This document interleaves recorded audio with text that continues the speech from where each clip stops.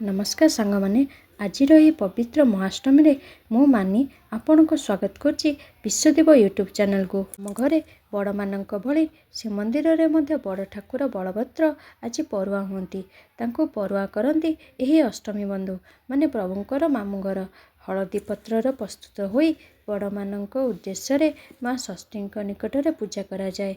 कहुए जे शीत ऋतुर प्रारंभ में समस्ते ज्वर काश पीड़ित होती सेठारे हलदी एक आंटीअक्सीडेंट भाव में काम करे से तो आज हलदी पिठार प्रस्तुति सकाल उठी गाधे सारी बाहर ठाकुर घरे प्रथमे झुटी पकई तापर रोषे कार्यक्रम आरंभ करी। प्रथमे नड़िया कुकुरी कड़ई अल्प गुड़ दे नड़िया पूरा बनी देती तापर हलदी पत्र को छोट छोट करी काटी से राति रखिथिबा पिठौ को दे पिठा प्रस्तुत करी ता सहित मटर तरकारी मध्य बनईथिली। आपण मानक घरे किए बड़ आपण मानकर ड्रेस होइछि कि नहीं कमेंट रे लिखि निश्चिंत जणाइबे। पिठा प्रस्तुत पर ठाकुर को भोग लगई पिला गाधे सारी नुआ ड्रेस पिंधि धूप अरुआ चाउल दीपरे बंदे देइथिली। मो पिला मानकर प्रथमाष्टमी देखी आज मोर पिला बेल कथा बहुत मन पड़ुची। आमे जिते बेले छोट थिलु एही प्रथमाष्टमी दिन माँ रातिर सबु काम सारी दउ थाए। सकाळु बड़ डेक्ची रे कपड़ा गोड़ाई एही हलदी पत्रर पिठा को बंफे थाए।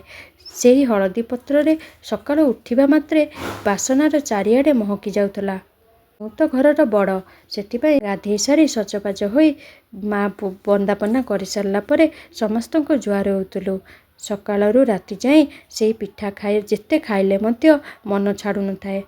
सतरे एही पिला दिनर प्रथमाष्टमी आज जाए भी मन रही। पूजा सरिला परे मो बड़ पुओ और सान पुओ आमको जुआरेले। भगवान निकट रे एतिकी प्रार्थना से दीर्घायु और भल मनीष कर रखि थांतु। ई पूजा विधि रे जदि किछि भूल हो जाए मते क्षमा करदेवे। जदि मो वीडियो आपण मानकु भल लगी थाए दयाकरी लाइक शेयर सब्सक्राइब निश्चिंत करिवे। रहुछि जय जगन्नाथ।